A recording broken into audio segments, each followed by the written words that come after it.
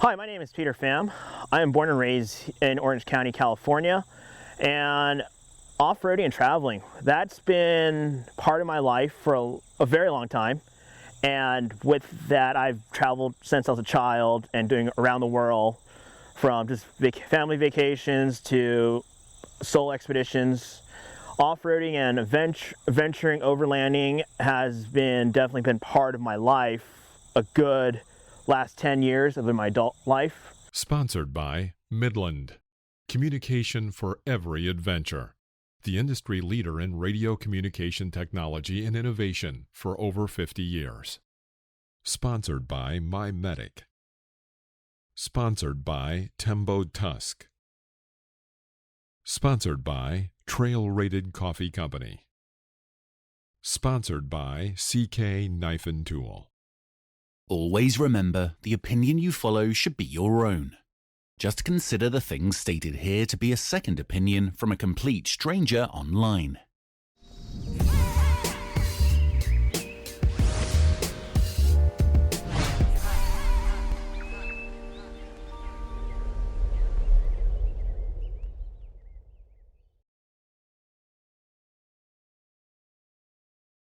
So what I do is I am a freelance photographer. I travel around the world shooting for companies, from various outdoor companies to automotive companies to just travel companies. And it allows me to do what I love, is taking pictures of beautiful places, experience different cultures, but then capturing those moments and then sharing those moments with people. And it's been both a blessing and a curse. You know, you have the hard times of being on the road 7-8 weeks up to a couple months, even a couple years on the road, and it's just you're living out of a little bag, or sometimes just a backpack and a suitcase. You know, that's the reality of me traveling. I don't get that plushy travel that everybody looks at. I create those content for those companies so they can promote that, and you know, we do the grunt work, but it's still enjoyable. You know, like you get to enjoy the landscape, the people, the culture. That there's no way to put it into one single picture or a single moment. Rather than you have to be there. So how I got into freelance photography and integrating it with traveling and overlanding, off-roading with vehicles and any form of means of transportation, it was kind of, I got tired of the 9-to-5 corporate job, and that was great. I got a chance. It's like, okay, I can do that. Now what can I do next? You know, like, I don't want to live comfortably. I want to live uncomfortably, in a way. Like, I don't want to live where I have to standardize everything. Like, everything's like your set schedule, set everything. I rather live a life where I can figure out what's going to happen next. What's the next adventure? What's the next outcome of something? And being able to do that allowed me to experience more than what if I was stuck with my normal 9-to-5 job.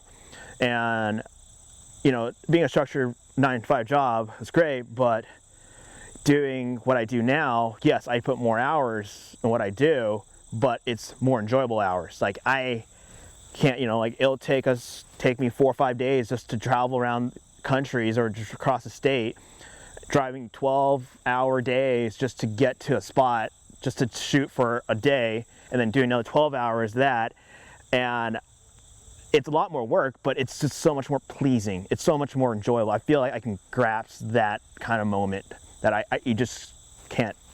You know, it's so much better than shooting a 9-to-5 job. That's a very broad term now these days. I mean, I feel like, what is the definition of overlanding? And there's just so much definition these days. And my definition of overlanding I've always been is the means of moving and exploring without a destination. And what I mean by destination, or it's the journey that you take moving from one point to another and enjoying that to the destination you want to get to, but that journey is what makes a trip, an adventure, and that's why I think of overlanding. And overlanding for me, it could compile from a full-on build giant rig that has everything I need, to a motorcycle, or even over to a bicycle. Like just using that mean of transportation, and then from there to even just using a simplified, just a car. And that's what I feel like overlanding is. It's the mean of moving around places, discovering places. And why I say that is because I've done a lot of from taking out full expedition vehicles, traveling means of points to points, to traveling with a piece of junk car around the world that was not made for going around the world, to taking a bicycle and riding across continents and exploring places off-roading and on-road, to just the means of even taking a motorized one, and going exploring outdoors. And that's what for me was my way of overlanding, and how I look at overlanding now.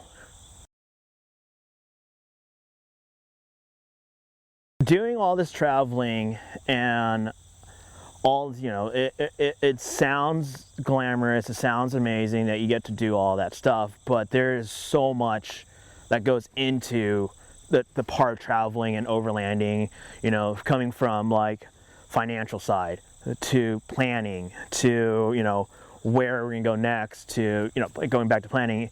And for me, it is, financially, it is sometimes, I'm fortunate enough that I have companies I work with that I can get paid to do this, but it's also a hustle to get those companies to persuade them, like, hey, what do you think about this trip proposal? Or, hey, we can do a product photography for this product, but we're gonna have to do this trip with this. Let's take it to the next level. Like for me, it's always asking the question is, what can we do to take the next level? Where can I take my passion, my hobbies and everything, and then finding the financial backing on that? Like a good example, when I travel around the world, I was driving a vehicle that was not made to travel around the world. It was a little piece of junk car, and I proposed, like, hey, we're gonna go drive around the world. We'll do product stuff, and then I just need sponsors, and that's how I would say 60% of my trips are all sponsored trips, because you have to think outside of the box. So if you're able to think outside of the box, and you present it to your clients, they will definitely pay attention to that, and they'll be like, we like that idea. And that's how you can financially support your travels and all the things like that.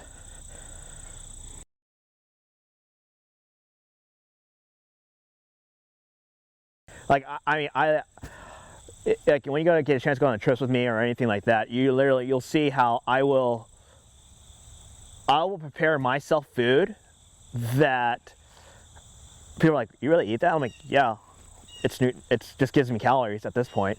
It just gets me power through. But if I get an opportunity to go in with a group trip that we're going out on an expedition group trip, I will prepare a full-on 5-course meal.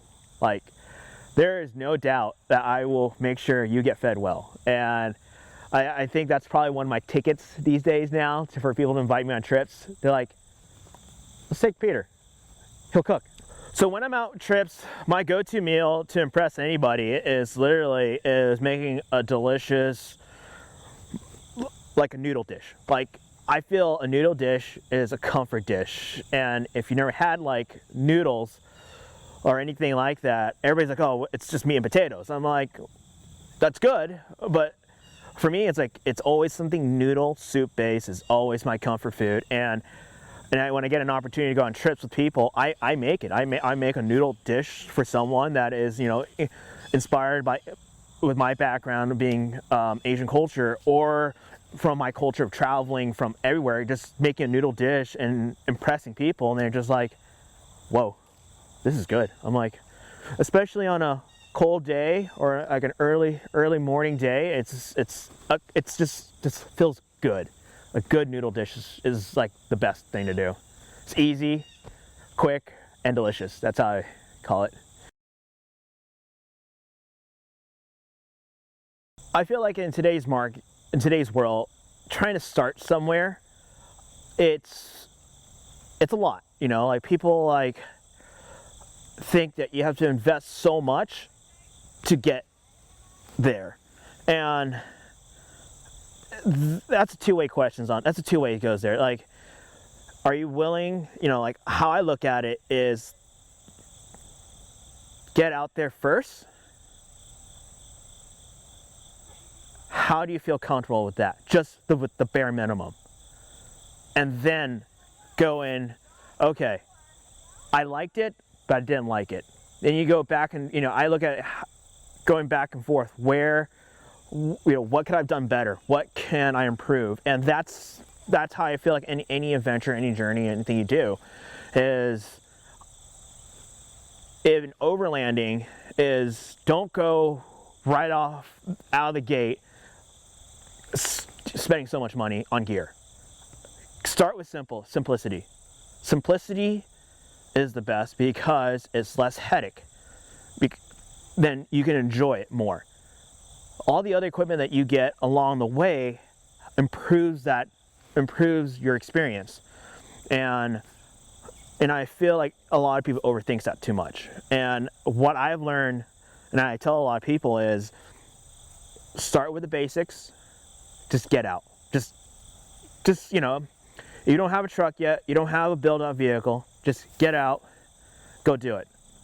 You know, that can apply to anything. Like if, you know, like you want to go out in the wilderness, go camping, start simple. Just get a tent and just get out there, enjoy it. And if you start enjoying it more and more, and then, yeah, I then start doing a lot more research. And it saves you a lot of headache and obviously your wallet, because once you start going into this thing, it can go a long way in a very expensive way, or it can go in an enjoyable way. And that's what I look at, is start simple and then build on. So what I've learned over my years of doing traveling, overlanding, and just being out there is, don't overthink. Don't, you know, everybody, you know, you always have the planners, and I get that. Then you have the people who don't plan. And I look at this as, if you want to go somewhere, mark it as your destination, but don't think too much about it. It's enjoy the moment when you get there. That's including both from traveling by a vehicle or flying somewhere and then going on an expedition. Is, you know, don't overplan.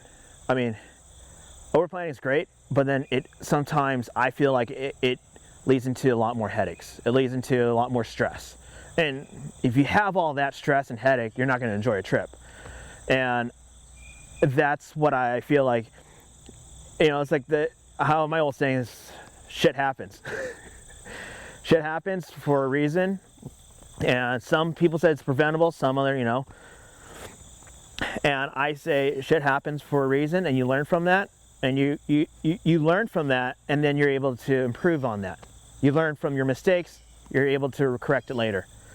It's always better to learn from your mistakes and correct it, and then try and overthink it too much, from like, if shit doesn't go as planned, oh well, you know, like, but it happened for a reason because you planned it over too much. And I think a lot of trips that I've done, you know, we had plans, we had a single plan, but we didn't know what was going to happen in between. And I think that was probably the best experience on any kind of trips.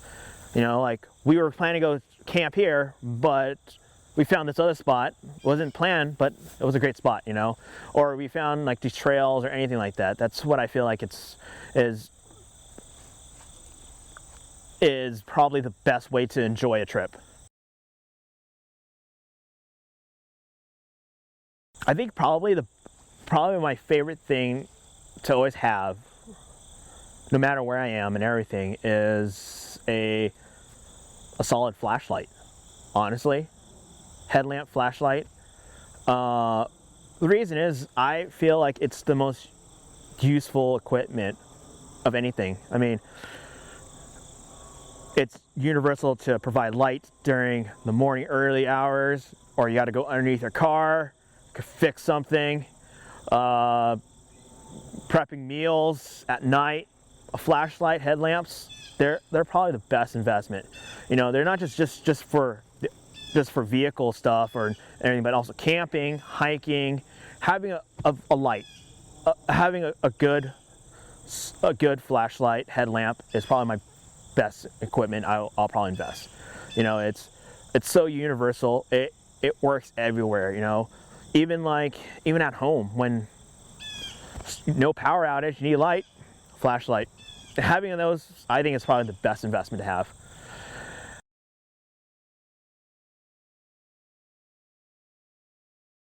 The first meal on the journey, for me, as my first meal before journey is eat well. And I go with for me, it's like a bowl of pho. It's just the most comfortable food. And for those who don't know what a bowl of pho is, it's a Vietnamese dish that is noodle with your choice of any type of proteins and soup. And it's just warm and comfort. And it just feels great, even during 90-degree weather or sub-zero temperatures. And, you know, that's what I'll be craving after a journey, you know, like after eating, you know, depending on, like, you know, if I'm doing a solo trip, I'm usually eating bare minimum, like just keeping it simple. And then I know, because after I'm done with the trip, there's to be something good. And so usually a bowl of pho. That's my comfort food, and for both beginning and ending of a journey.